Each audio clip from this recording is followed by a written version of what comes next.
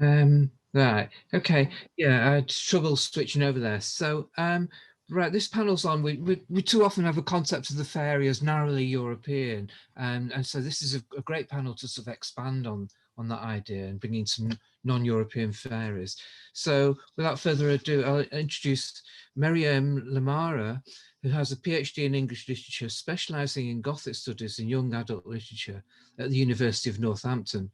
Her research focuses primarily on the supernatural Gothic folklore and mythology in young adult literature. And I know Miriam's work is very rewarding. So are you there, Miriam? How do I switch this over? Hi.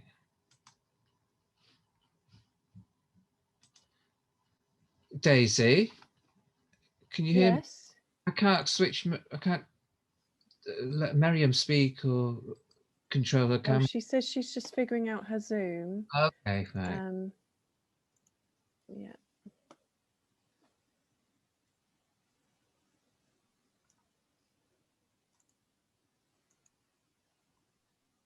Hello? Hi, Miriam. Hi, Miriam. Oh, hi. I finally managed to get the sound to work.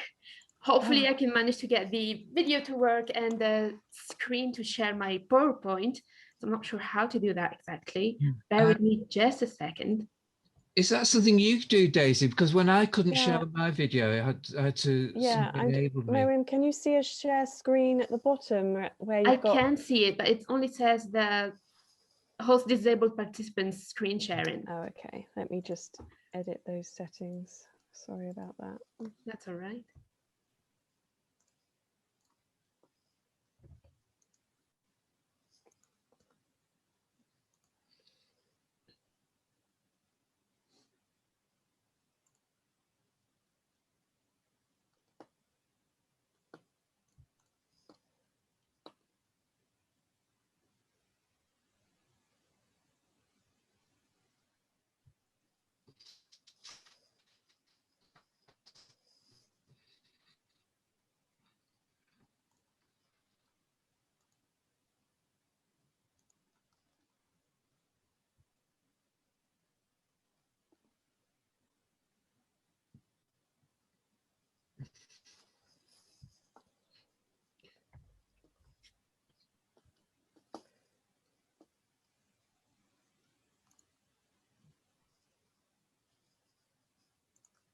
Hold on.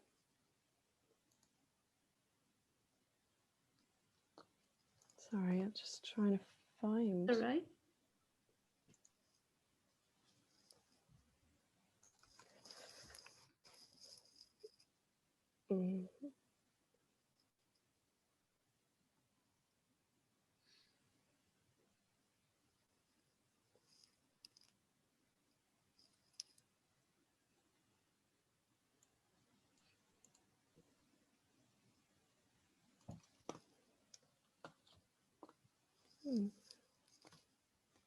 I think it's saying I'm not the host. Even Oh. though I made this.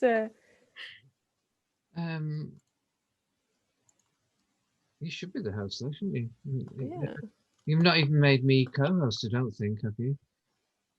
No. No. Has someone joined first and been given host privileges? I don't know. Oh. How would you know? Okay.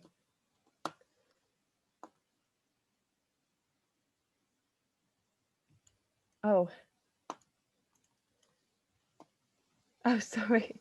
Oh, hi, Dirk. Does it have extra settings? Are you able to sort of make me co-host? I'd give it a try, yeah? Hang on. Yeah. So I usually work with Teams and Google Meet, so I'm not a Zoom expert. But I have the share screen function in green, which you two probably don't.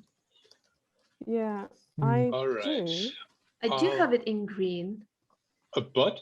It just doesn't share. It says that I'm not the host and I can only share if the host allows it. Miriam, can you go to the bottom of the participant list? Yes. And there's a bit, if you go to the bottom there, I don't know if there's an invite, a mute me and a claim host. And Yeah, maybe I'm just trying claim. to. There's claim- only invite in there. Yeah. And you Claim should see host. actually a claim host button Oh, on yeah. the right.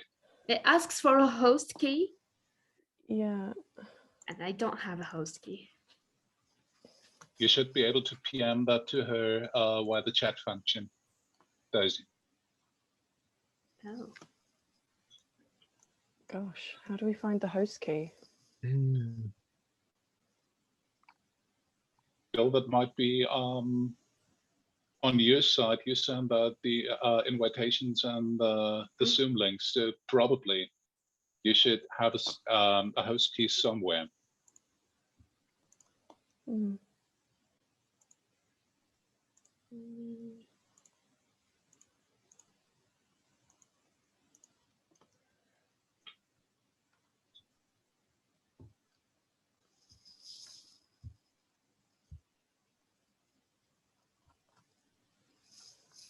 Oh gosh. By the way, I couldn't share my screen either, even though I was the first one here. Okay. All right. I think let's see. I'm going to leave and then come back. Yeah.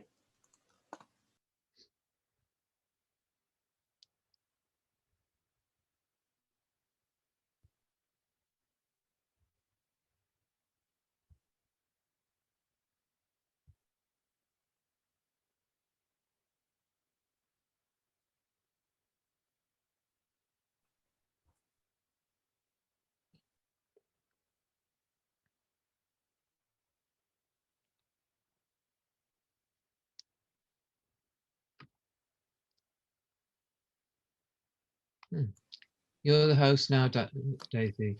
Okay. Right. I'm so sorry about that, everyone. That's all right. Right. I put that multiple participants can share. Can you now share? I'm trying right now. Yeah. Yay. All right, fabulous. Hey, I think you can see it. Yeah, Yeah. can see it. Sorry Brilliant. about that, guys. Let me just turn on my camera.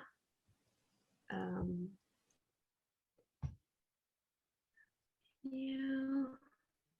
And Yeah. hello, everyone. Perfect. Let me just make this a little bit bigger. Perfect. Okay. So thank you, Daisy, and thank you for everyone who helped with this. I'm really not good with Zoom or anything technology related. It's strange. I know that we're only using this now, but I still can't wrap my head around it. So today I'll be talking about a presentation titled Twilight Creatures, Dark Fae and Fire Spirits in Young Adult Gothic and Fantasy. So I won't be necessarily talking about fays outside of the Western tradition, but more of a mix between the Western tradition and then Middle Eastern, North African, and Islamic tradition. I'll be reading from a different screen, so I apologize if I'm looking the other direction. Right. So fays like vampires, werewolves, and a long line of supernatural beings have populated contemporary YA Gothic and the fantasy, especially during the last decade. The concept of otherness is critical to an understanding of these narratives. And YA Gothic narratives dealing with supernatural beings especially focus a lot on the figure of the other. And YA Gothic provides a space in which the exposure to and engagement with the very objects of intrusion, exclusion, and deviancy is made possible. Early Gothic representations of monstrosity in general, notably during the 18th and 19th centuries, employed the figure of the monster or the supernatural other to emphasize the civilized nature of the Western self, which is posited in contrast to the monstrous outside of the Western civilization. The Gothic portrayal of the supernatural other focused upon the fear of the other by fortifying the difference that separates it from the self, and subsequently justifying prejudice towards the other and its ultimate exclusion or destruction in most popular narratives. Alternatively, although 21st century YA Gothic also views the monstrous other or the supernatural other as warning, it does so in a fashion that renders the other more desirable, regardless of the perils it represents, as it can be seen in most of the texts I will be referring to here in this presentation. Bear with me just a second.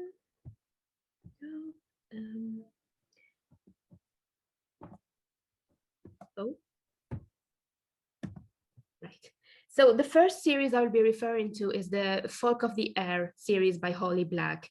And the first book was published in 2018, and the series ended in 2020 by publishing a fourth book in the series. Holly Black is well known for her stories that draw inspiration from the realm of fairies. She was one of the 2 writers for the Spiderwick Chronicles, and she also authored the Modern Fairy Tale series. The first book of the Folk of Air series introduces us to Jude, who was 7 years old when her parents were killed by a fae, and she and her sisters were captured and forced to live in the court of fairy. In the Folk of Air series, Holly Black opens a gateway to the treacherous world of Elfheim, a realm populated by a plethora of fae creatures inspired from various folk narratives. Black even draws from the myth of Queen Mab and Oberyn, for example, and all the princes of Elfheim have some animal characteristics to them, linking them more to the tradition of fairy tales. And these fairies take a cruel delight in tormenting Jude and her sisters. In the realm of the fae, humans are othered. They are the outsider, and the fae do not take kindly to them. Jude is constantly reminded of her weak human nature and unworthiness of the fae's favors, and her mortality is avoided like contagion. Fae lands also mirror the beings that inhabit them. So behind the beautiful scenery and all the enchantment lies a dark, sinister world, deadly to any human that comes close to it. And this focus on the perils of fairyland and fair folk in general is also seen in Cassandra Clare's Shadowhunter Chronicles and many other YA narratives.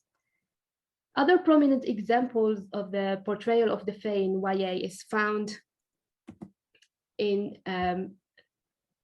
Sarah J. Maas's Throne of Glass and Akotar series, or the Court of Thorns and Roses.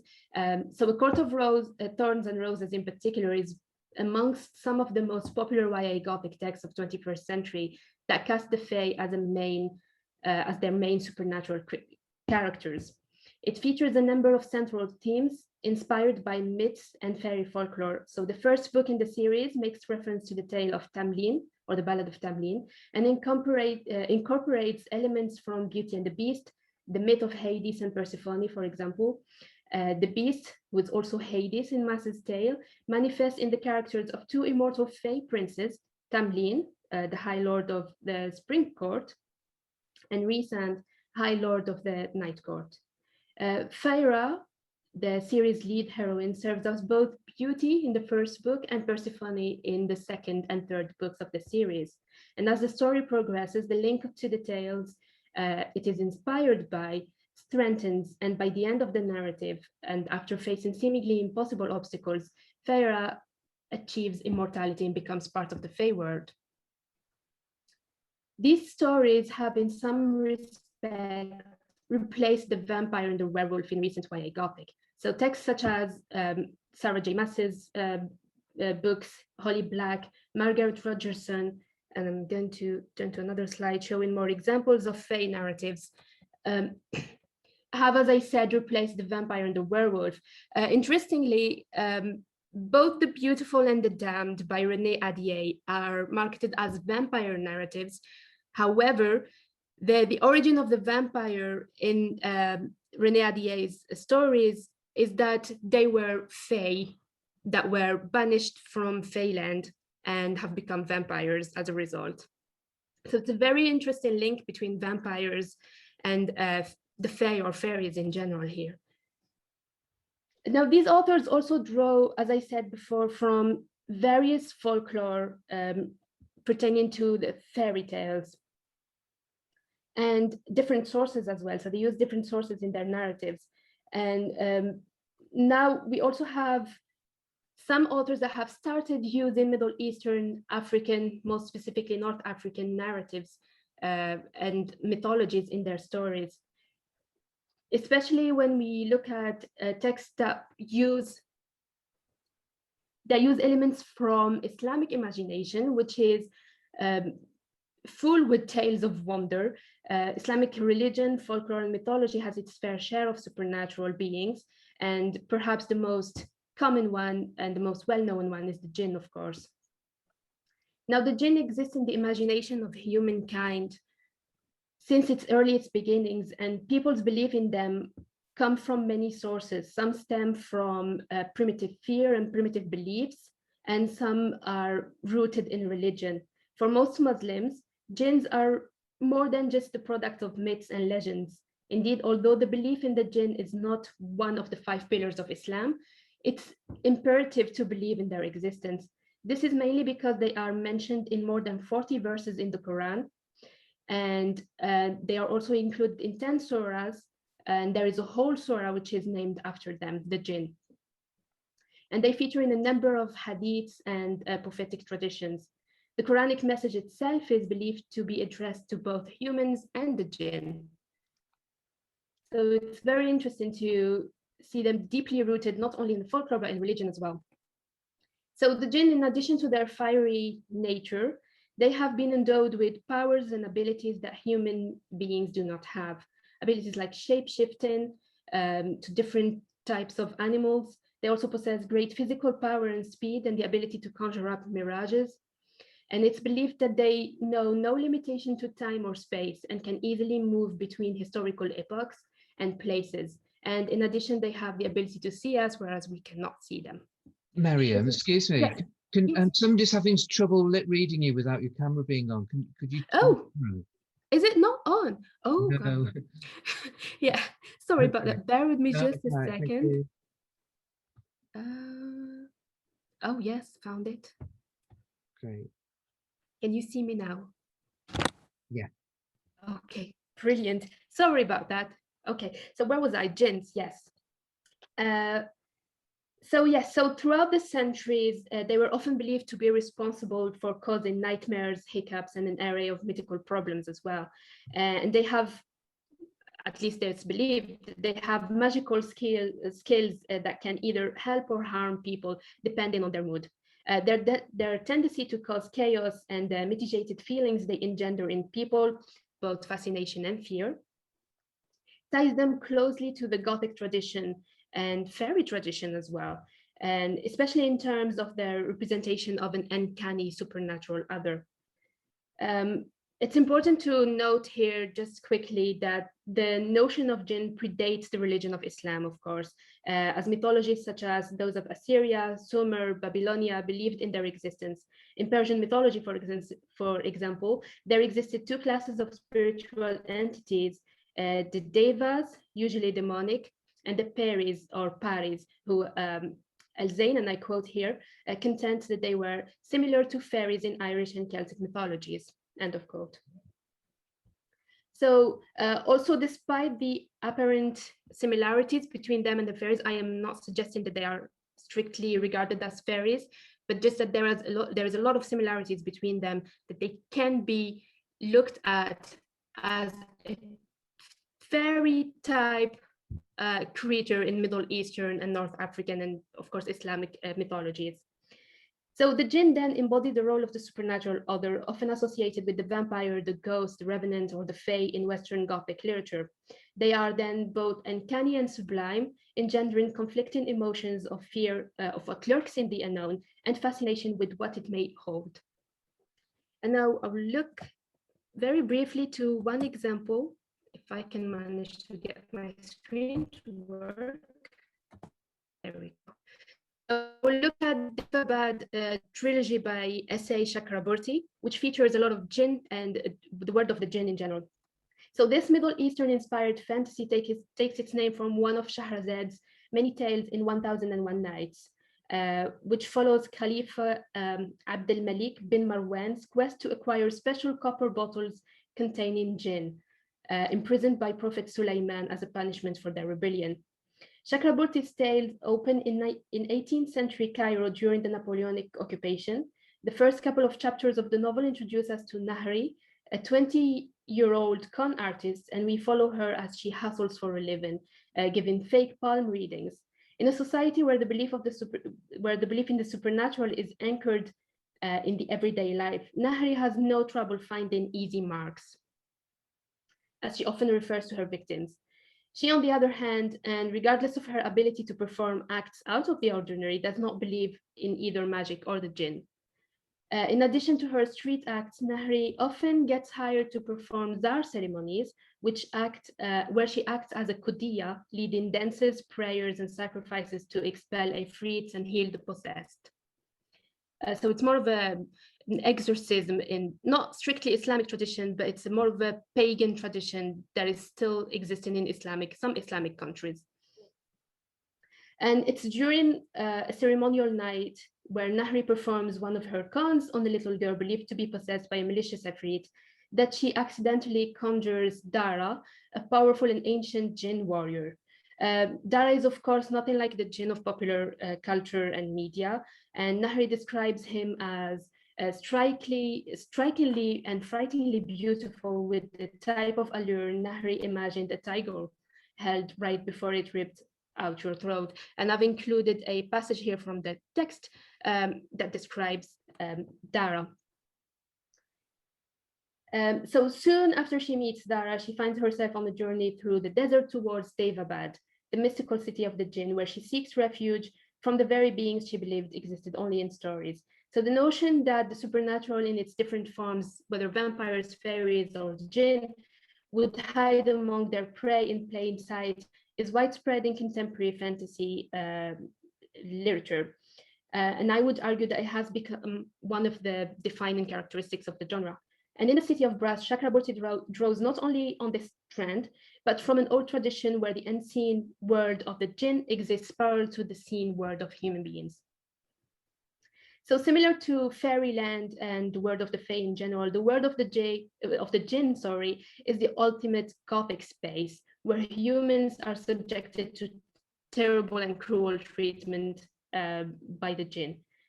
In this case, fairyland and the land of the jinn echo what Manuel Aguirre comments on the Gothic space as a site, and I quote, which can be said to postulate two zones. On the one hand, the human domain of rationality and intelligible events, and on the other hand, the world of the sublime, the terrific, and the chaotic, end of quote.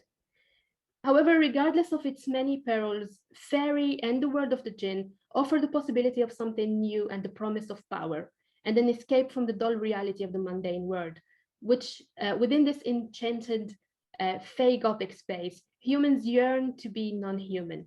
Otherness is craved rather than rejected, and the powers, agency, and sense of belonging that comes with it make all the trials and challenges that the character go through worth it by the end. The text that I very briefly referenced here offer this representation of a Gothic space that is craved by humans and otherness that is also craved by humans. And they all feature ambitious, driven female characters. And while ambition usually does not bode well for women in traditional fairy tales, the female characters of YA Gothic are not afraid to show their prowess. Holly Black's Jude learns how to outsmart the Fae to not only survive the treacherous nature of Elfheim, but most importantly, to become part of it, and she eventually becomes a queen of Elfheim by the end of the narrative. Spoiler alert. Likewise, Mass's heroine Feyre and Chakraborty's Nahri both overcome perilous challenges and undergo many metamorphoses, both physical and psychological, before they are finally accepted as other. So in the realm of the supernatural. 2 minutes, Miriam. Just perfect. I'm almost done. Last okay. Sentence. So in the realm of the supernatural, with otherness comes power. And this is especially apparent in vampire narratives, but now we can also see it in fairy narratives, or narratives that portray fairies and the jinn as well. And thank you. That's fabulous, Miriam. Sorry I know we had to delay there. I'm going to move very, very quickly. That's all right. I want to welcome Helen Unday, who I've been following her brilliant Mythological Africans Twitter space for exploring myths, spiritual and culture from the African continent. So do follow her on Twitter. Are you there, Helen? Hi. Helen is a Cameroonian-born researcher, writer and artist currently based in Atlanta, Georgia. And she curates Mythological Africans, as I said. She's interested in leveraging the knowledge embedded in cultural artifacts and living traditions to support creative expression and inform social policy. So I'll let you speak, Helen. Hi. Hi, thank you so much. Can everybody hear me? Yeah, can we see you as well, Helen? Because some people look a bit Sure, rude. sure. Let's see here. Start video. All right. Can you all see me? Yeah, brilliant. Lovely, lovely. All right. Well, thank you so much for the introduction, and I'll just jump right into it. So thank you to the organizers for giving me this opportunity to share about the wonderful other folk of traditional African folklore. This turned out to be a much more complex topic than I imagined it would be. So my presentation today will skim the surface, but you can, as Bill said, follow my Twitter account, Mythological Africans, for more about the beings of the myths and folklore of African people. So can everybody see my PowerPoint presentation? Yeah. Lovely, lovely. All right, so we are going to be talking about the Gothic in traditional African folklore and talking some more about the wonderful, horrible tales of these creatures. And we will start off with looking at how Gothicism has shown up in the folklore from African people, the traditional folklore, and also how it's showing up in contemporary literature. Let's see here. Make sure I can navigate.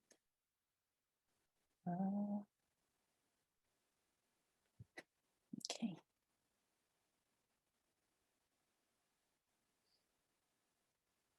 All right, there we go. Right, so we'll take a quick look at Gothicism as is shown up in traditional African folklore and contemporary literature, with stories about the different kinds of beings, the benevolent ones, the malevolent ones, and the ones that are kind of unpredictable. And then we'll talk a little bit about the impact of contact with folklore from other parts of the world on how the other folk of African folklore are depicted. So in the worldview of African people, the supernatural realm is very real still and populated just by hordes of these beings whose stories are replete with elements of Gothicism. So there's the enchantment, the mystery, the suspense, supernatural encounters, larger than life heroes and heroines, and lots of gloom and really, really lots of horror. And the Gothic themes that show up in folklore have followed storytelling as it shifted from orally transmitted folklore to contemporary literature. Matter of fact, one could easily argue that The Palm Wine Drinker, which is a novel by Nigerian writer Amos Tutuola, it is also the first English language novel published by an African outside of Africa. One could easily argue that this is a Gothic novel because it narrates the exploits of an unnamed protagonist who is just distraught over the death of his palm wine tapper, the person who supplies him with palm wine, and is so upset by this person's passing, he actually goes into the supernatural realm in this just foolhardy quest to bring this man back to life. And in the course of this journey, he, encounters a cast of characters and otherworldly beings such as death itself, a creature called the Complete Gentleman, which is just this thing made of borrowed body parts. Its actual form is a skull, but it borrows body parts from different people to form a human being. He encounters this creature, he marries a woman from the supernatural realm and fathers a breathtakingly destructive child who he eventually has to murder. And he travels to such fantastical places as a place called Riff Island, which is populated by these ethereally beautiful and kind people. He goes to a place called Red Town, which is this place where everything, including the inhabitants of the town, are colored red because they were cursed by 3 creatures.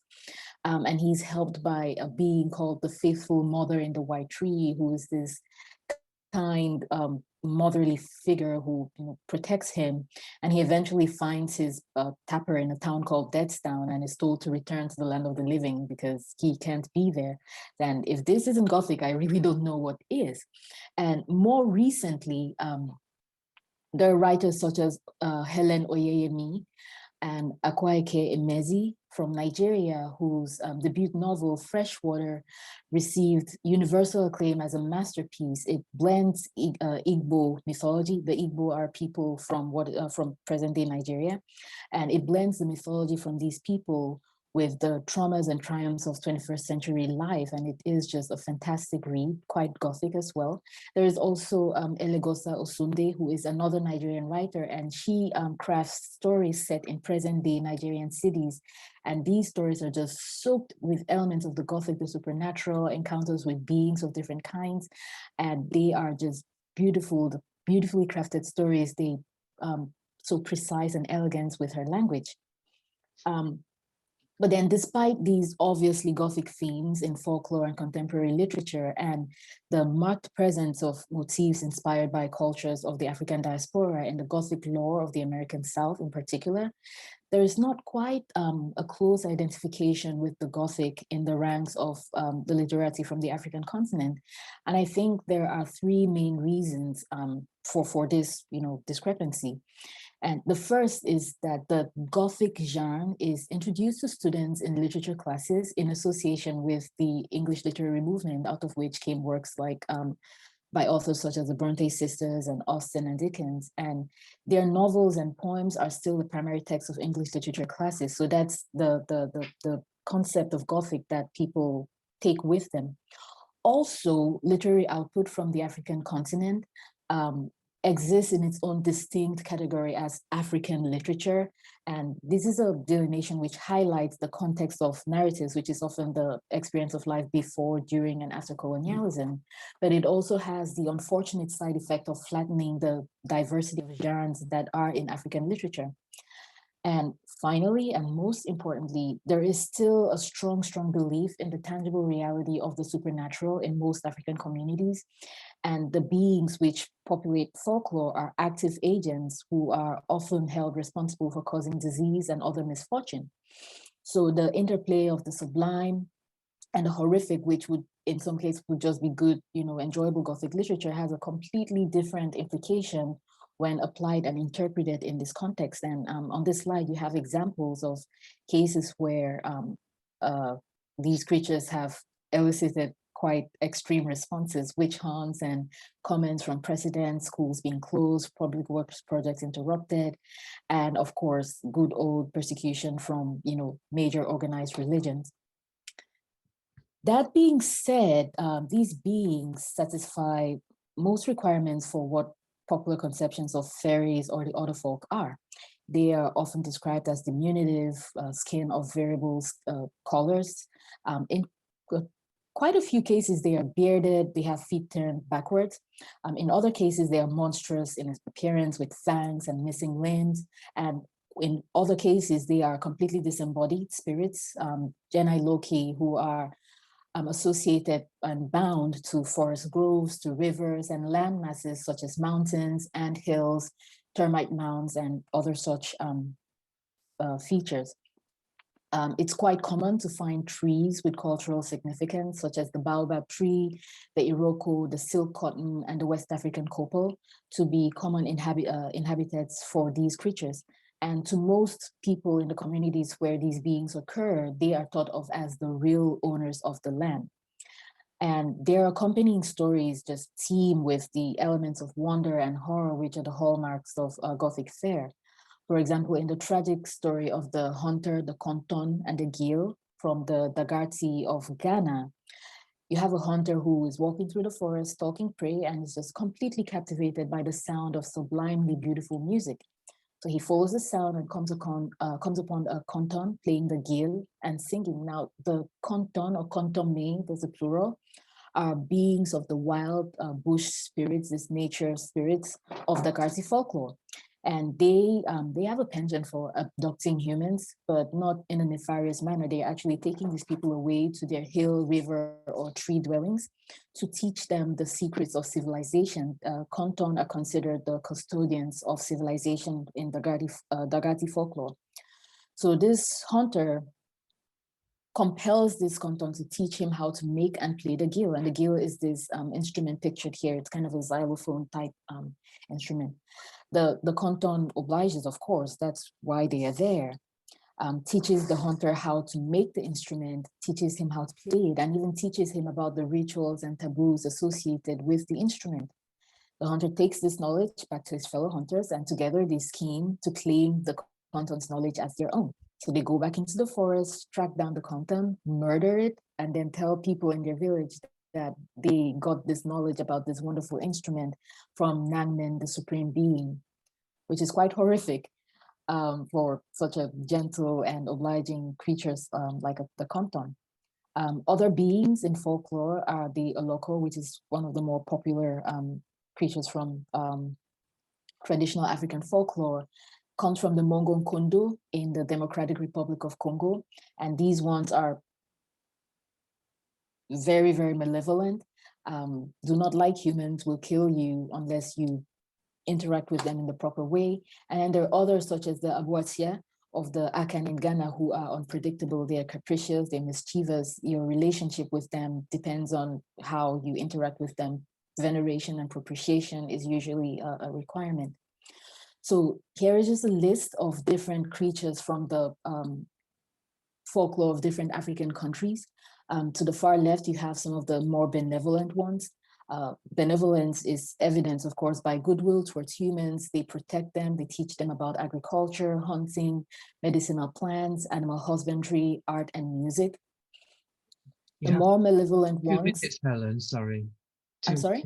2 minutes left. Okay, the more malevolent ones are this way due to conflict with the supreme being or anger over human encroachment on their forest habitat, and the more unpredictable ones, so because of the mood or the surrounding circumstance, or because proper veneration or propitiation has not been given.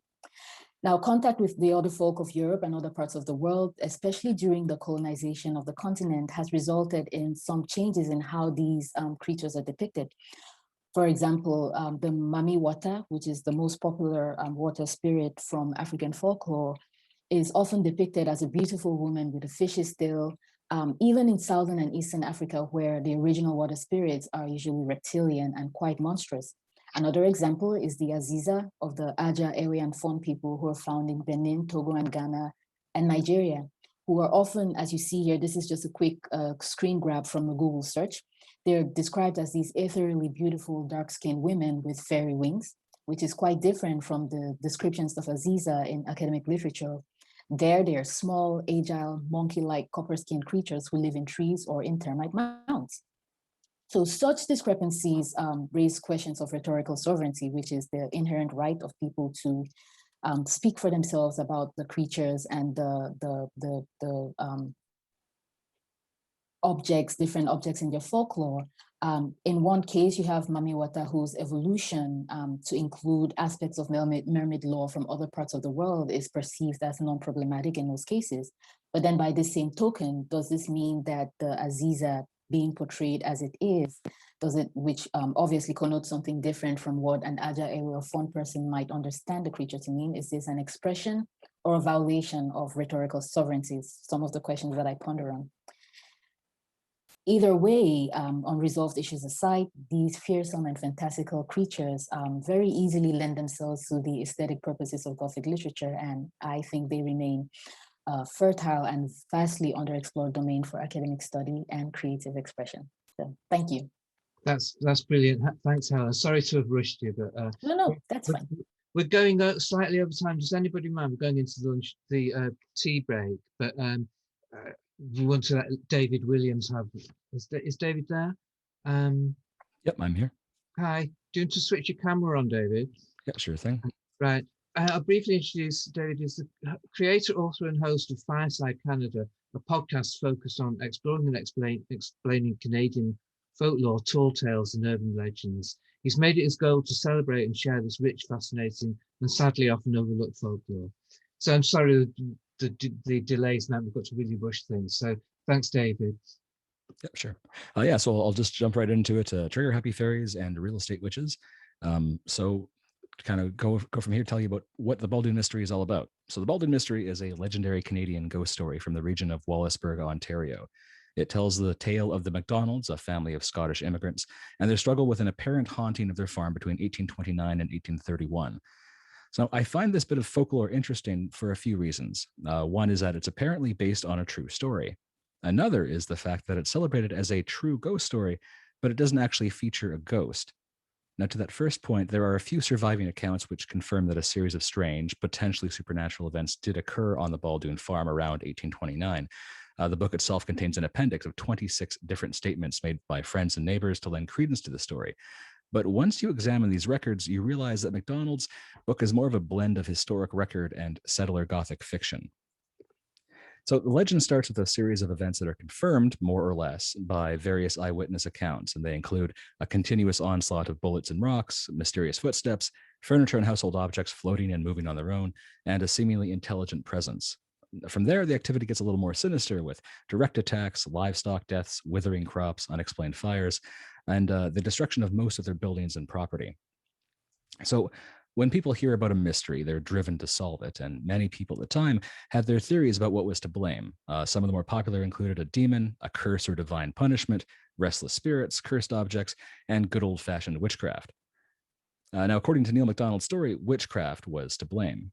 So the story goes, after riding through a haunted forest and meeting with a clairvoyant teenage girl, our hero learns that his neighbor, a mean old woman, was a witch who had a passion for real estate. She wanted his land, and when he refused to sell, she began her witchy shenanigans. Our hero follows the oracle's advice by returning home and shooting a strange black-headed goose with a silver bullet. He wings it and it escapes. He then makes his way to the old woman's house and sees her rocking on her porch, nursing a broken arm. The strange events stop, and the MacDonalds live happily ever after.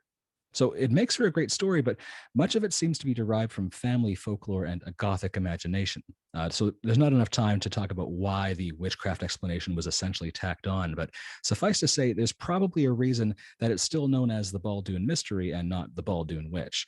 I don't think a lot of people were convinced that the mystery was ever actually solved. And that goes for people at the time and modern readers as well. So paranormal researchers of the 20th century took interest in the story and came to their own conclusions. So forget the demons and curses and witchcraft, they said.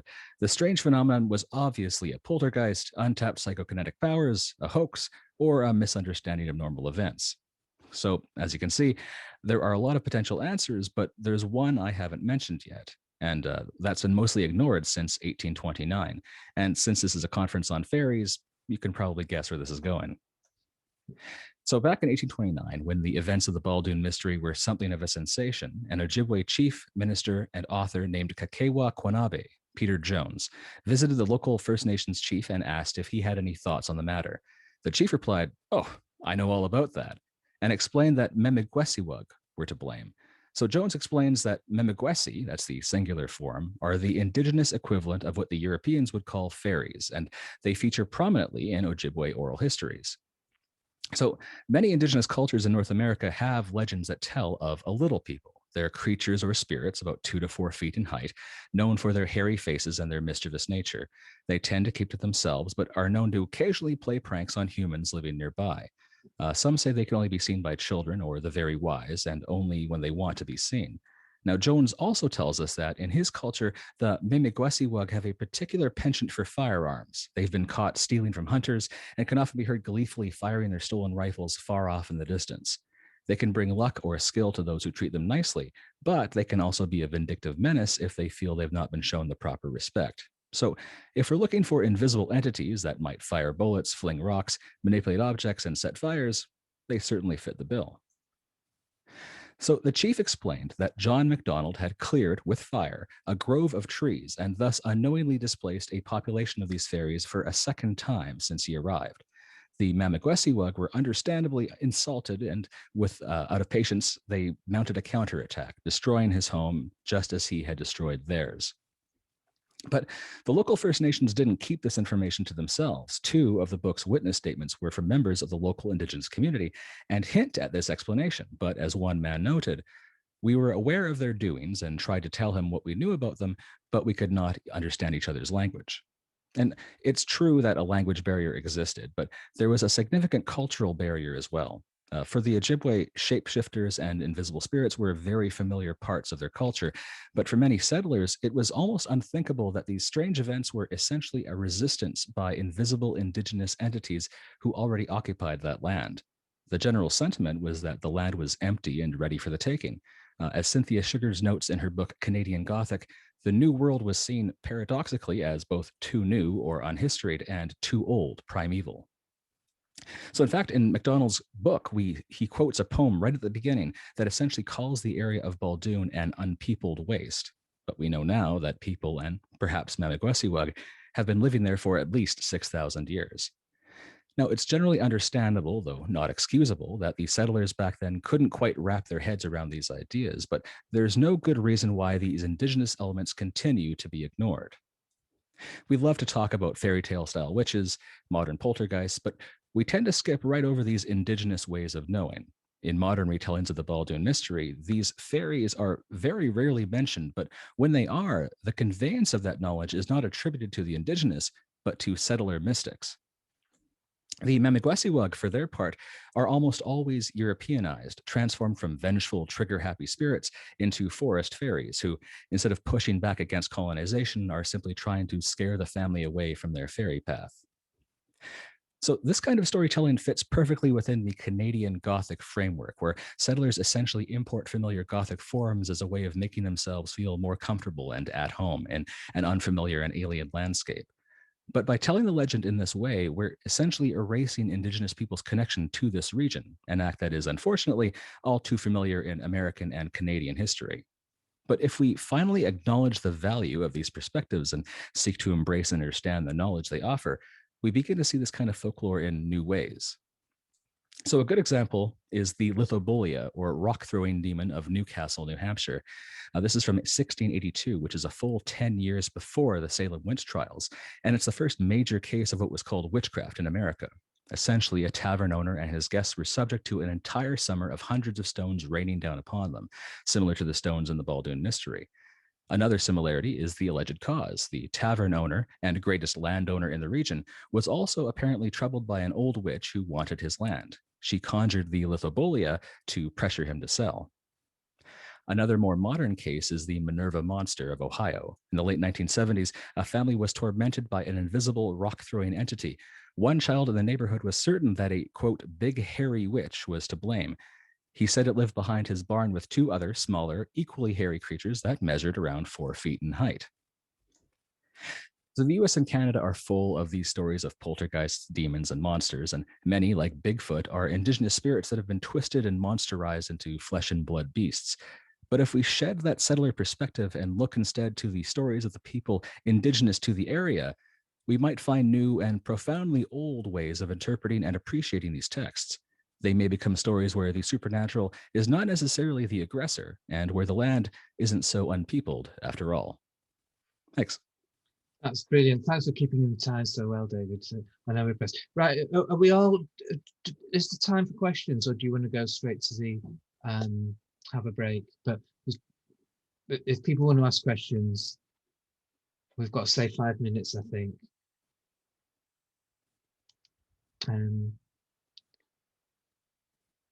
So, any questions from anybody? You could put them in the chat, and we can address them to the chair. So lots of thanks and praising you, all three of you, for fabulous presentations there.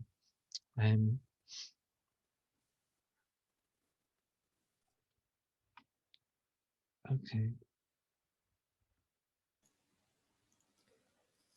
Right, Helen, are you there? Yes, I am here. All right. If somebody's asking you, have you seen the questions in the chat thing? Can you see? I have. Yeah. Hi, I think this is a question from Carolyn. If I can say anything about tropes regarding African witches. Yeah.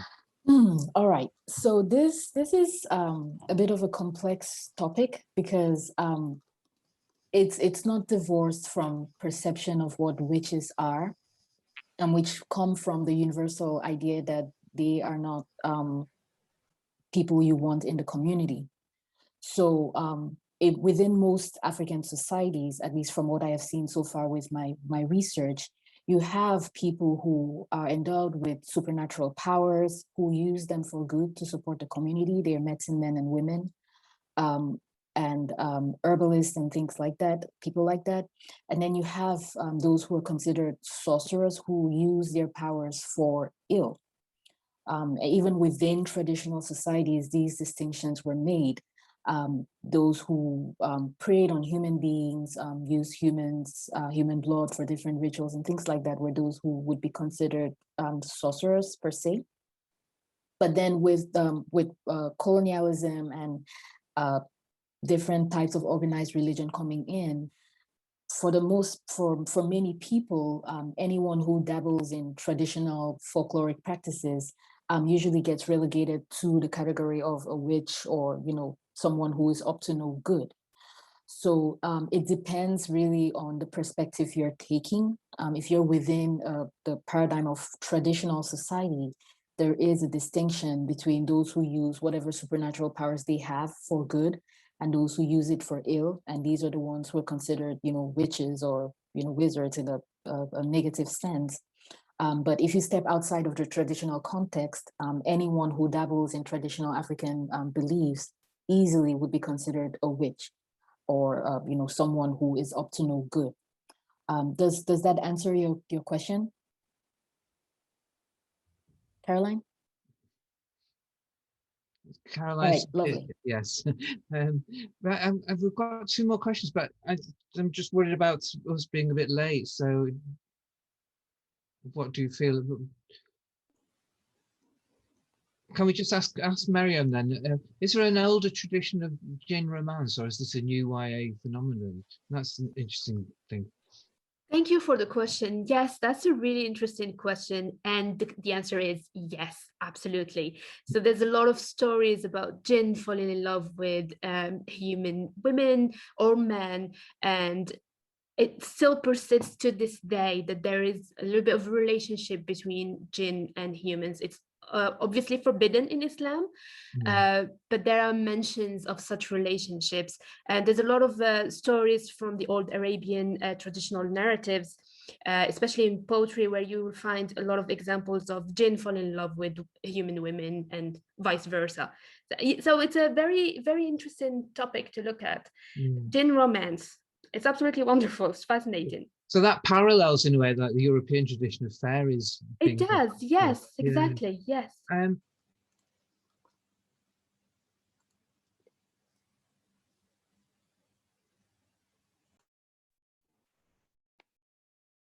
Okay, so hi everybody. I am Dr. Brittany Worman, and I am your chair for this panel.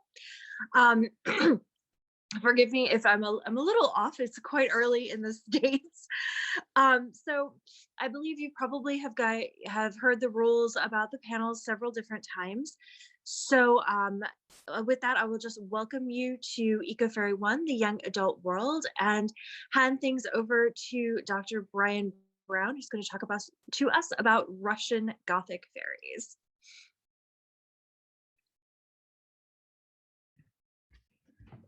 Hello, everybody. 1 second while I just get the screen sharing working. Great, there we go. Super. So good morning, and thank you for having me at this wonderful conference. I'm excited to share with you some of the thinking that I've done on a larger practice research project called the Black Hen Society. A number of years ago, my partner and I began working on a performance inspired by Antoni Pogorelski's The Black Hen or the Underground Inhabitants, which is generally regarded as the first children's book in Russia. Written in 1829 for his nephew, the future writer Alexei Tolstoy, The Black Hen is essentially a morality tale. A young boy, Alyosha, is sent to a boarding school in St. Petersburg, where the pedagogy is one of rote learning reinforced by corporeal punishment. Unable to go home for weekends or holidays, Alyosha spends a lot of time reading books about knights and other romantic characters. Like Don Quixote, the adventures that happen to Alyosha can be seen to be a projection of his imagination, and Pogorelski's overall tale is a critique of how one's imagination can be spoiled by the wrong sorts of inputs. Alyosha also spends time playing outdoors, looking through a hole in the fence, hoping that a fairy might come, or playing with his friends at the farmyard chickens. His favorite is the black one, simply called Chernushka in Russian, which translates as Blackie. When Alyosha saves the hen from being killed, he is brought to the kingdom of fairy underneath the boarding school. Chernushka appears as the minister to the king and is again dressed all in black, the only way for Alyosha to recognize him. As Diane Purkis points out, black in some fairy stories reinforces a racist connotation that black people are better suited for mining work. And this is an issue that any full reading or interpretation of the Black Hen must interrogate. For our purposes today, what's interesting about Pogorelski's underground inhabitants is that they live in a world of gems and precious stones, but they clearly state the only thing of value to them is moss. They cultivate moss the size of trees, in relation to them, of course, but nevertheless, big moss as far as moss goes. Shortly after starting on the project, my partner and I moved from the arid desert of Los Angeles to the lush, mossy world of Devon. The ancient forest of Wisman's Woods is covered with multiple varieties of moss, and legends abound about the magic held there. Devon is also rich in sphagnum moss, which was collected in World War I to help in dressing wounds. The North American botanist and New York Times bestseller Robin Wall Kimmerer reminds us that, quote, during the Devonian era 350 million years ago, the most primitive land plants ever seen emerged from the water to try and make a living on the land. These pioneers were the mosses, end quote. Additionally, moss ecosystems are important indicators of climate change. Researchers in East Antarctica began monitoring the continent's moss forest because, quote, like tree rings, mosses preserve a record of past climate in their shoots, end quote. And within 13 years, they found, quote, a significant changes in the composition and health of the moss beds, with nearly half of the mosses showing evidence of drying, end quote. Climate change and ozone depletion is creating a desertification in Antarctica. As the authors of the Dark Mountain Manifesto claim, quote, we are the first generations born into a new and unprecedented age, the age of ecocide. To name it thus is not to presume the outcome, but simply to describe a process which is underway, end quote. Our performance project, the Black Hen Society, aimed to build a secondary narrative around the story of Alyosha, one that allowed us to wrestle with the current climate emergency, racial and social justice issues, and how artistic and cultural practice might usefully be a way for individuals and groups to become re-enchanted with the world. For Alyosha, underground, the Kingdom of Fairy offers him a special gift for saving the life of his minister. Not wanting to seem rude, Alyosha speaks hastily and asks to know all the answers to his schoolwork. The king reluctantly gives Alyosha a hemp seed and says as long as the seed is with him, he will know all the answers without studying. Just as Alyosha carried the hemp seed in his pocket, we all now carry in our pockets smartphones that can tap us into information at any time and in almost any place. The need to learn facts in some rote way, let alone be punished for not knowing them, is essentially a thing of the past. However, as evolution scientist Stephen Talbot reminds us, quote, the techne we invest in, outward machinery, also gains its character and meaning from the techne of our inner devisings. What we objectify in the hard stuff of the world must, after all, first be conceived, end quote. Little would we have conceived 5 years ago that the bulk of academic work would be made possible via digital and nanotechnology today. And for many, the future of higher education is in the creation of more artificial intelligence, capable of assisting students with their readings and their essays. Pogorelski's protagonist becomes insufferable without having to study. And while the headmaster puts him on display as a model pupil, the other boys hate him, and he becomes utterly alone. These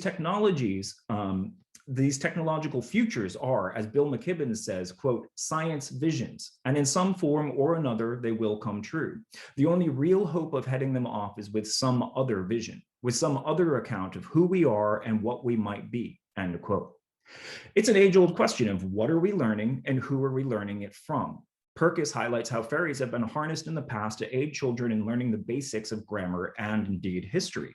She highlights how Victorian fairies were suggestive of the romanticization of indigenous cultures, of other ways of conceiving humans' relations with the more than human world.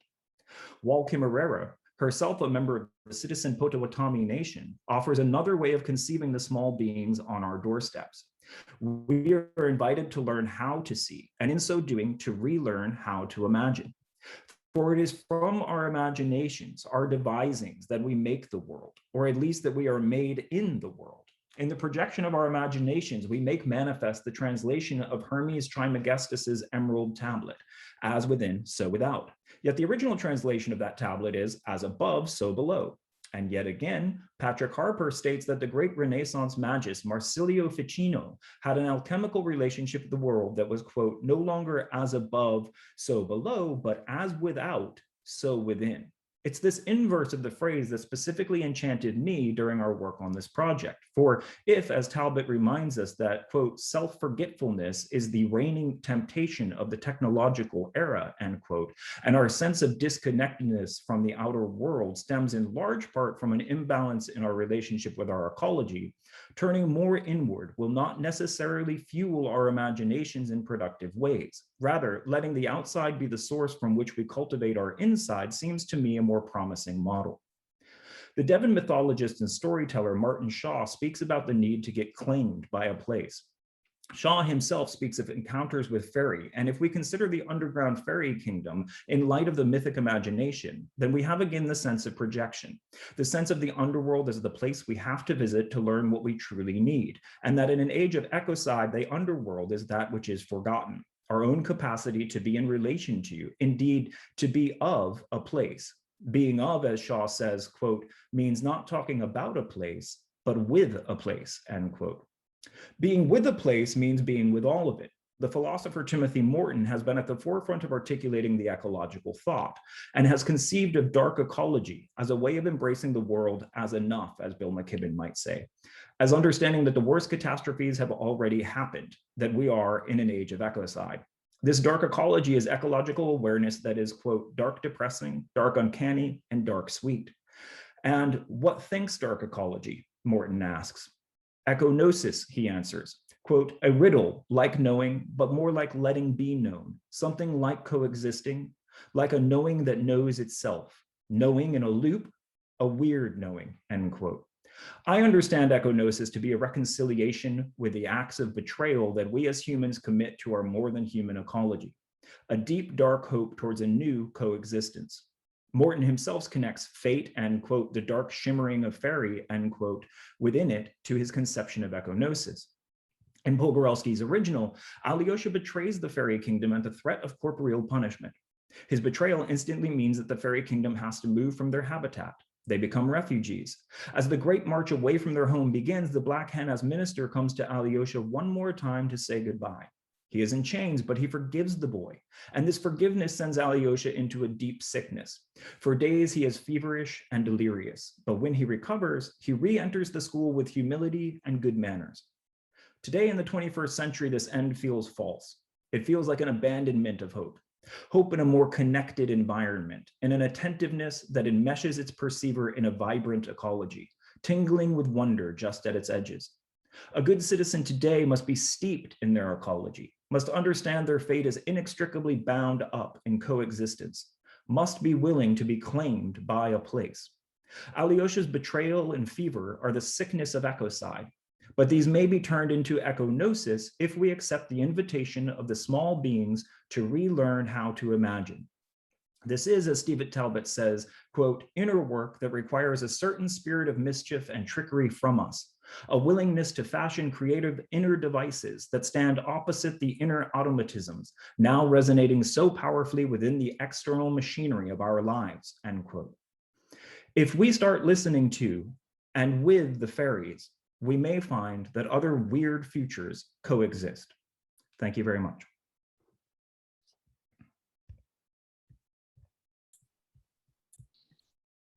All right, fantastic. Thank you so much, Dr. Brown. And as everyone has been doing, we will follow along saying that we'll take questions at the end. So please put questions in the comments and in the chat, and I will get to them at the end of the meeting.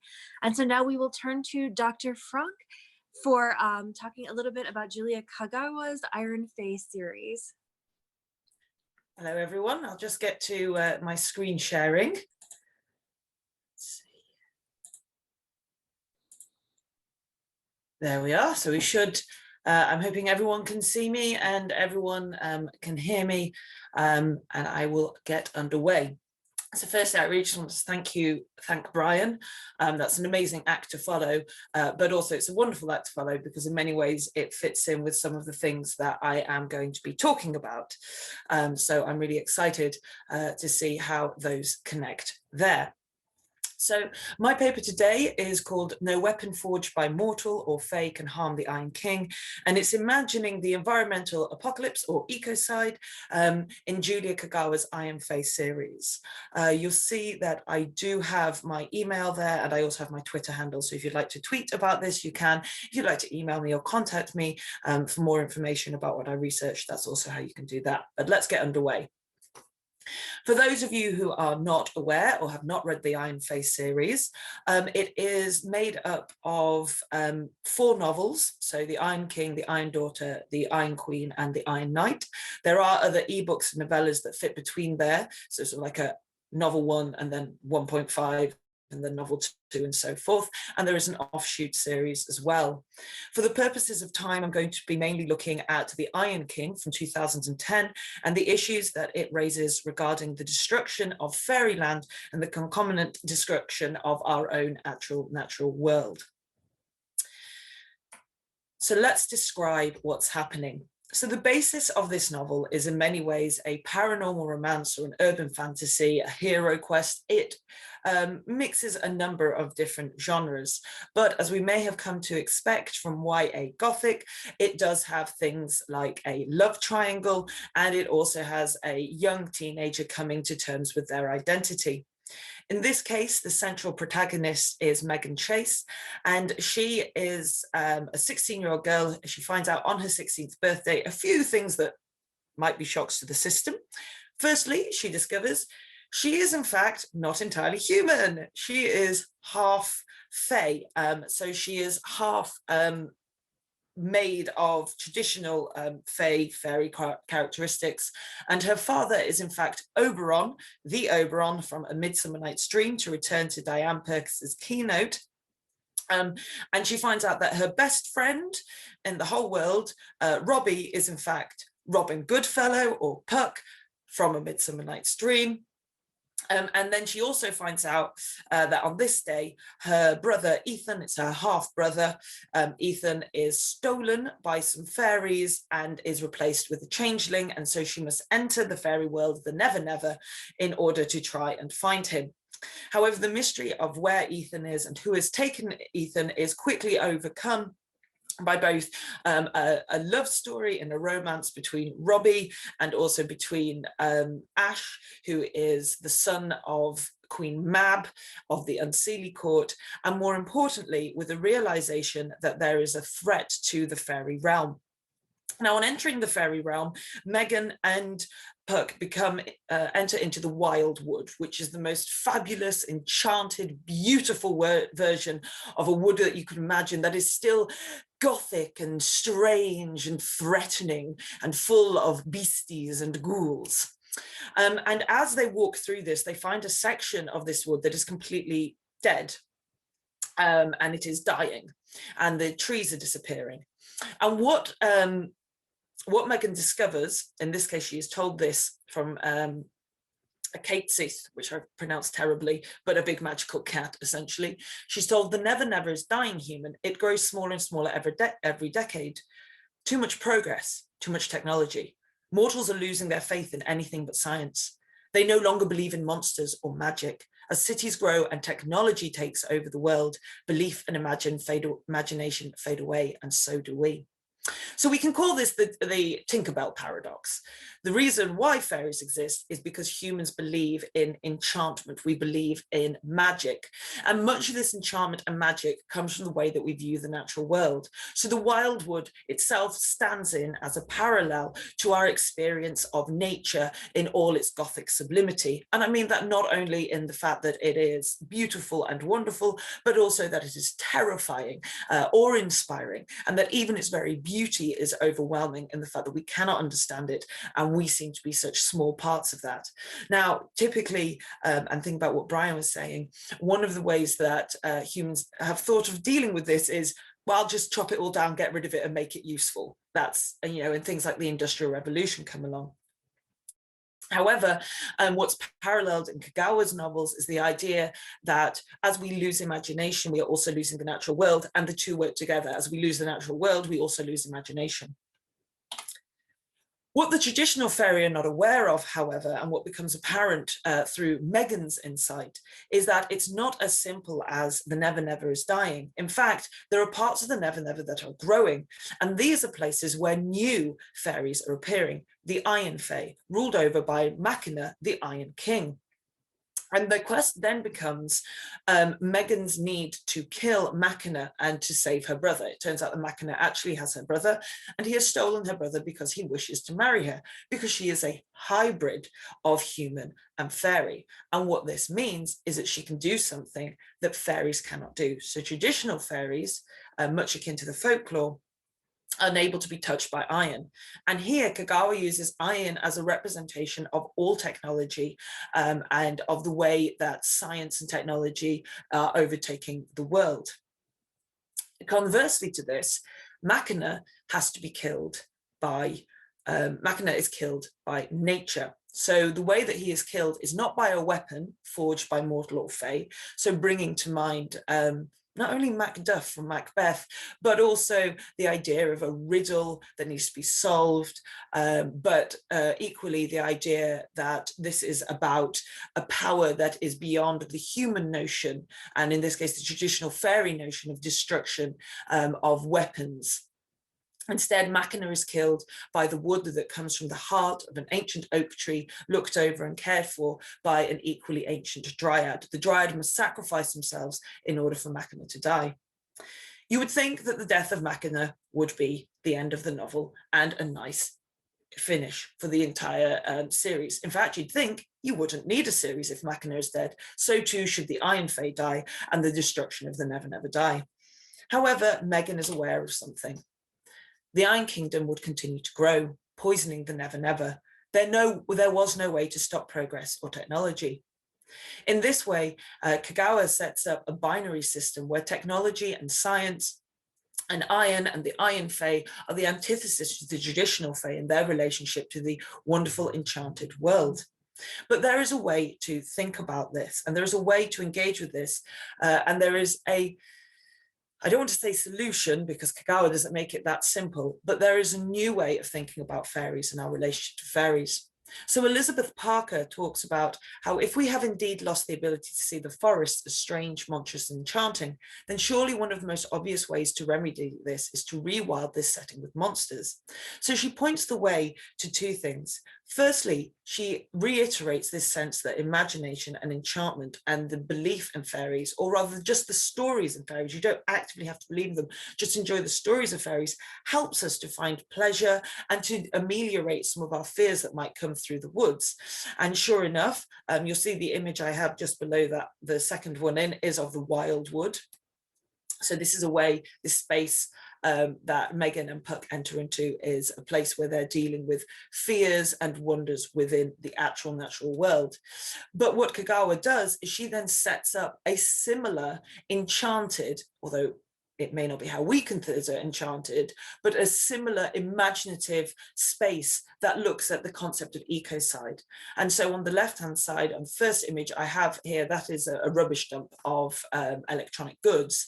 But where the Iron Fae inhabit is this extreme version of this rubbish dump, of this detritus of modern science and technology that is destroying the enchanted wildwood natural world.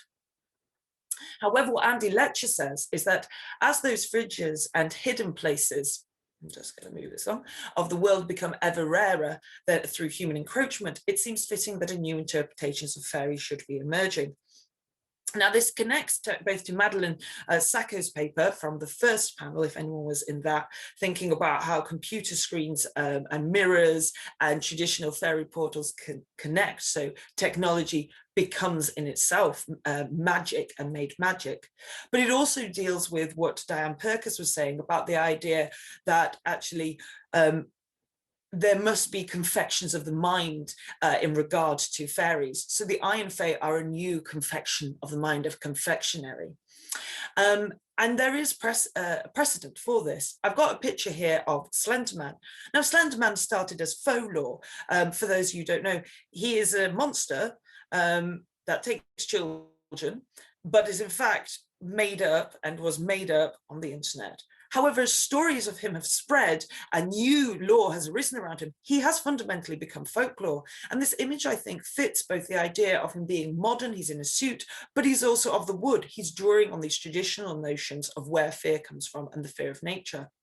And alongside this, we then have Megan Chase herself. As a hybrid, she's able to consolidate both human and both fairy, and she's a new breed of fairy herself who potentially is going to be able to bridge the gap between the I am Fae and the actual Fae. In doing this, she also draws attention to the fact that, as Arthur C. Clarke said, any sufficiently advanced technology is indistinguishable from magic. And she's the first one to say that indeed the presence of the I am Fae is in some ways related to the presence of fairies themselves. So just as the traditional Fae are created to fear and enchantment and beliefs of nature, so too she says that what if the pursuit of ideas that once seemed impossible, so dreams of technology, gave birth to a whole different species of fairy. The I am Fae then are as much fairy as the traditional fairies, and therefore they have as much right to exist in ways in order to help us understand both the threat of machines and technology, how we view that threat of technology, but also how potentially things can be healed. As technology advances, the monsters of the I am Fae follow alongside. So then with the invention of computers, the gremlins came. I think we're all aware of gremlins when we're using things like Zoom technology, and the bugs, given life by the fear of monsters lurking in machines. I think this is important because it would be too easy in the novel to suggest that somehow the traditional Fae are set up as beautiful images of nature, that they're unproblematic, that somehow our relationship with nature has always been unproblematic, and then technology has come along and destroyed this sanctified space. Rather, the sense of monsters lurking within the machines also reminds us that at one point we saw monsters lurking within the woods themselves, and that traditional fairies are as dark, but also as beautiful. And again, I think Perkins really discussed this very effectively, that this sense that fairies haven't been unproblematic in any way sense, in the way that that means. Instead, they have been ambivalent creatures and beings that have helped us navigate our relationship with fairies. By inviting fairies back into the natural world, this does not mean that we are saying that the natural world and our relationship with it is completely positive. In the same way, by inviting in the I am Fae, that gives us a place for us to understand our fears of ecocide, our awareness that this is a process that is taking place, and the novels themselves say that this is the situation in which we find ourselves, the I am Fae, and our relationship with technology, and technology is here to stay. We cannot turn back time, and rather it's up to us, and in this case, by us, I particularly mean how we're embodied in Megan Chase, to understand the future as a hybrid space where we can bring them together and hopefully navigate a place where the destruction of one does not come at the expense of the other. Okay, well, thank you ever so much, guys. I'm all done, and I shall now stop sharing my screen. Thank you. Hi guys, it's Brittany again. I'm not sure. It looks like I am maybe frozen, and I can't. She's saying no, so maybe not. So that's good. I'm frozen on my side. Thank you so much for these amazing papers. Oh my gosh, my mind is like just absolutely churning. This was wonderful. Thank you guys so much. So we will now turn to the chat to see if there are any questions people would like to ask our two panelists. Again, we have a little bit extra time because one of our panelists was unable to come today. So yes, please, free for all asking questions. So the first one I see here is from Michaela. Says she wonders whether, and this is for Dr. Frank, she says, wonder whether the Iron Fae and their preoccupation with technology and metal are consciously modeled on the smithing dark elves of the Edda. Do you have any thoughts on that? Well, my main thing would be, I need to catch up. I'm looking in the chat with a lot of reading and viewing and possibly gaming. And it's probably worth me saying that I myself, when it comes to technology, I am entirely a Luddite. So I have a feeling this might have something to do with an aspect of the world in which I am not particularly aware. I was probably too busy reading Harry Potter fan fiction at this point. So I will dig that out. But I do think, like, I use this one particular text. I've been doing a bit of research around here because notions of this come up in Holly Black, and Troll Hunter has a similar idea as well. And essentially this is part of what I'm now admitting to myself might be an ongoing project where I really will need to start doing a little bit more graft when it comes to reading during nap time and seeing what I can do. But I think it'd be very, I do think that's worth me. I'm looking at that as more as a helpful comment, and I shall go and get that sorted. Thank you. Absolutely. So, oh, I accidentally hit the wrong thing. Sorry about that. Okay, so yes, there's so many wonderful links in the comments to a variety of wonderful other books that are really, really exciting. I'm also I really want to read the children's tale that Dr. Brown mentioned, and the Iron Face series sounds absolutely amazing, so fascinating. Yeah, a lot of people are saying I'm very hyped. Kira says I'm very hyped to start reading the Iron Face series now. And Ivan says the same thing. We need to crack on reading Kagawa.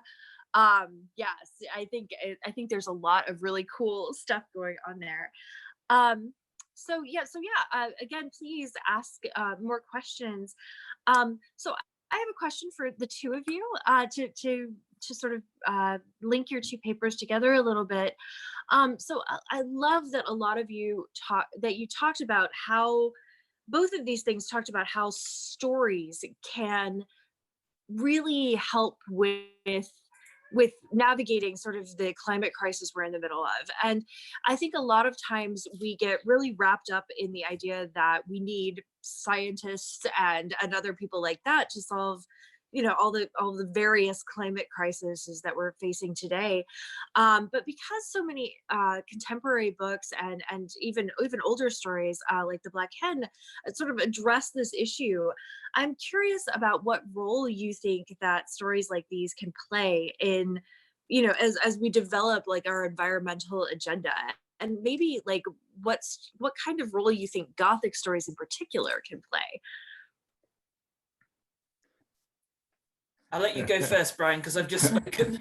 Cheers. I don't know if that's a nice thing to do. Yeah, exactly. No, it's a brilliant question. And actually, I was just writing into the chat in response to kind of Kaya's talk that I think, you know, there's this link between imagination and fairy where both can be seen as positive and negative. And in some ways, what Diane Purkis's work is doing, and what I think, you know, this whole conference and the OGOM project is doing is to kind of go back into what we might consider the darker aspects of our imagination, or a dark imagination, to find some balance, you know, which is very connected to Timothy Morton's Dark Ecology project. And so I think, you know, for me, this question about science is it's always about technology, right? I mean, particularly I'm a scholar of Russian theater, and in Russian theater, technology can be something, you know, human, like so techne as the kind of the human craft of the acting, I think is also part of that. And our imagination is a technology, and it produces and presents these sorts of you know, hard stuff in the material world that Stephen Talbot was talking about, and there's no easy answer, but I think what Kaya was really wrestling with in her talk at the end was so brilliantly put forward, that, you know, it's not about trying, it's about finding a balance where the two worlds aren't destroying each other, as she said. So I've rambled a bit. I'll leave it there. Kaya, jump in.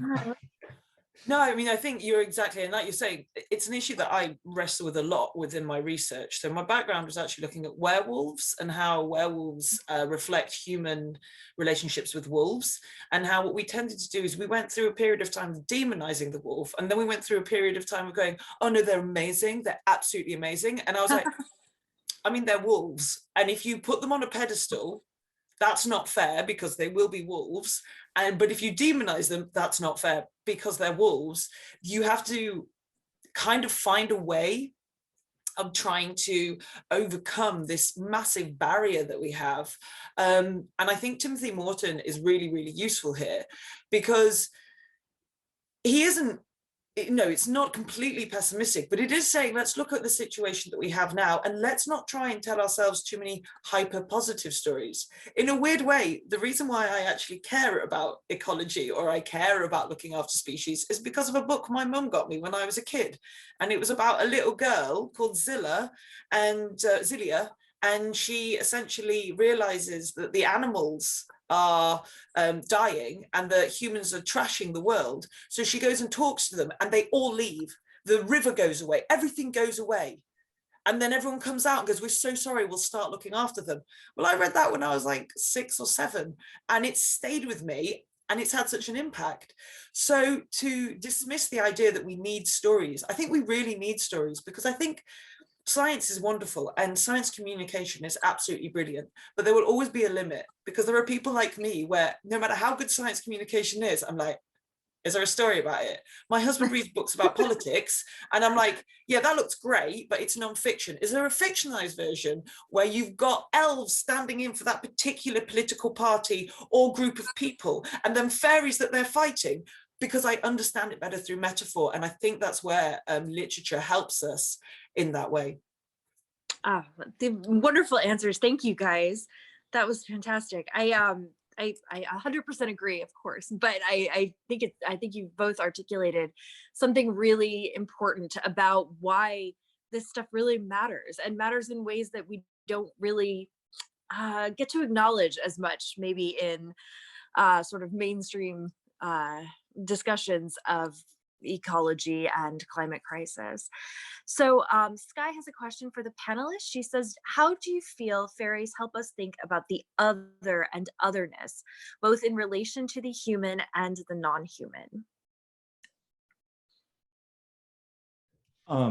Yeah, just really quickly from my end, I would say that I was working on this project, really from a kind of Russian American cultural literary exchange, and it took me quite a while. I think it was about 2 years really before I'd read the story multiple times.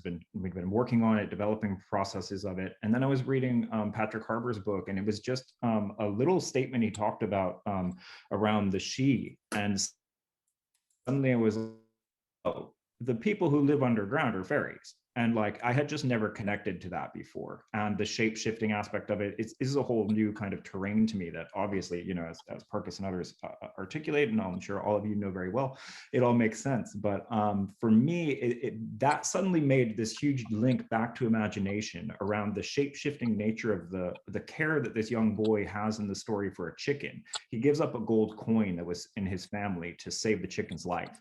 And that act of valor then allows him into the world of fairy and to get this magical gift. And suddenly it was rather than being a kind of Swiftian Lilliputian story, it was suddenly a fairy story. And that shift for me was huge. So I think I could then see the moss in a different way. And as people were saying in the chats, I could go for a walk outside my door and suddenly be in this enchanted world that helped me to think deeper and more seriously about my connection to the ecology, and then to how that my actions are related to the more than human world and the care that I have with that. So again, even on a personal note, like thinking about things like making sure that there is space for nests for birds or other things in my garden, or my relationship with my dog, I suddenly start to think about it in a much more in a more symbiotic way, rather than in a kind of settler mindset from America, of a settler mindset of like, this is or as Perkis says, that humans are cattle for fairies, rather than thinking about the world as everything being cattle, I started to think about it as symbiotic and that we're in a relationship. So I think that that's what it does for me. For me, with sort of like how fairies help us think about the other and otherness, I think there are some incredibly useful ways. And one of the things I think is very interesting about fairies is that they seem to be very effectively capture otherness, in that quite a few monsters were once human, but are now no longer human, whereas fairies just weren't human. And I think there is they're incredibly challenging, especially in the more modern incarnations, where they are still incredibly dangerous. So it sidesteps that tendency that I spoke about before of going from good to bad, and rather than saying, well, no, things exist in very different ways. And I think fairies are quite useful for challenging us and saying, you have to do some radical empathy here in many ways, because they are behaving so terribly that your response would be fear, but you have to find a place to find, and I don't want to use their word humanity, but their right to existence. And I think quite often when we're thinking about how we relate to the natural world, it's, well, who has a right to existence, me or this annoying owl that's preventing me from being a lumberjack? And that's my tradition. I was listening to a podcast about that recently, which is why it's come to my head. The limitations of it, however, are in fact the fact that the limitations of it are usually, I have found quite a few of these representations of otherness tend to be written by people who are not in any way other. So you quite often will get things like, hi, I'm a white middle-class cis person, and I'm going to use a fairy to be a representative of trans identity. And it's like, oh man, no, please don't. And whilst I understand being a white middle-class cis person, whilst I completely understand that, oh, but I want to try and understand, I think that is where you have the danger, that there are limitations to it because it's limited by the very fact of who is writing it. And I think that actually links, because I just did a face because I looked through and I was like, that's a difficult question. And then a little lower down, I think there's a comment about like,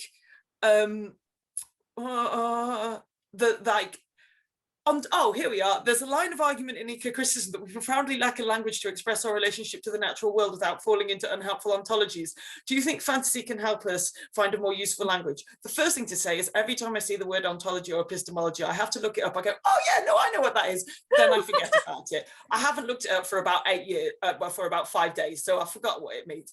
But within my understanding, limited as it is, and due in part to broken sleep, I would say that this is one of the problems that I had in terms of all my research, which deals a lot with monsters, which is I always get to the point where I go, I'm limited because I'm human and I have human language. But I think you can either back yourself into a corner and just sit circling on, I'm limited because I'm human. And that can be, you know, that can mean, well, why do I even bother? Or you can do what I call, which is good anthropomorphism, which is, there's a theorist who wrote about it and I can't remember. But basically, as I see it, is I am limited, but this is also all I have. So I am trying. And if I can accept that I will try and fail, that doesn't prevent me from wanting to try.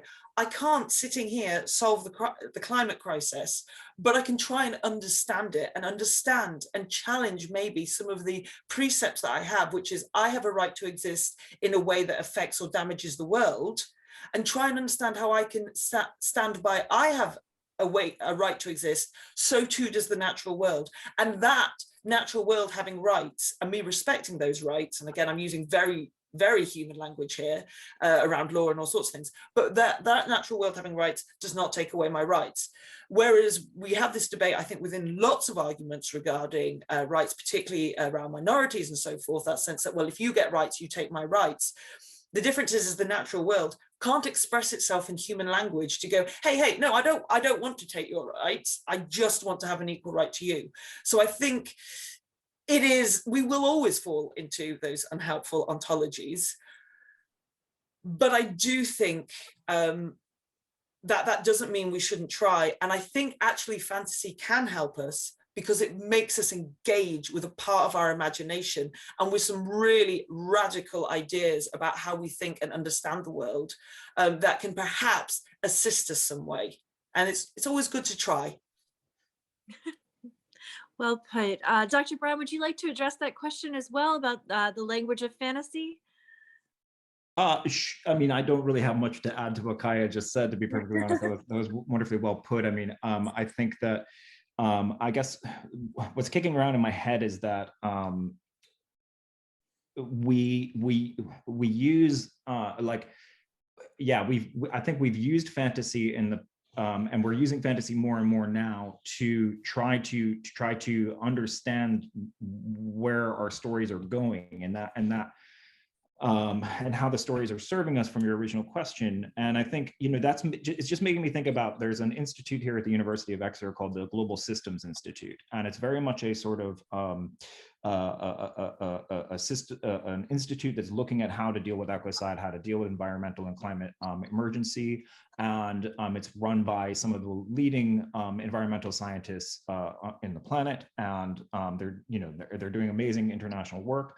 And the head of it, Professor Tim Lenton, really makes sure that it's not just scientists, that the humanities are involved and social scientists are involved. And he's gone more and more and more towards thinking about, bringing in Bruno Latour and having conversations with Latour and Donna Haraway. And of course, what I was going to say is Haraway's connection of the cyborg and the kind of science fiction as a useful language to then begin to understand feminism and indeed much more interrelated interconnectedness of our species, let alone of symbiosis with other species. So I think that the science fiction, it seems to me, is moving into fantasy in our kind of larger zeitgeist, and therefore there is a something really to bring out and explore. On my own way, I think that notion of the moss really became a little bit of what Kaya was just trying to talk about. How do we allow the moss to speak to us in a way that helps us to understand something deeper about our responsibilities and our larger sense of our being in the world and our sense of ecology. So yeah, that's great. Well, it is I guess 12:29 for you guys, and we are just about done. So I'm going to turn things back over to Daisy to see if there's anything she has to say, and otherwise send you guys to lunch. Yeah, so we're going to break up for lunch now. You'll all be going back at, let's see, 1:30 to the room 1, because there's a plenary by Dr. Maisha Wester, and then a tea break. So you don't have to move across into any parallel sessions until 2:30. And at that time, we will remind you in the chat with a link where you can go for what you want to see. All right, sounds great. Thanks everybody for coming.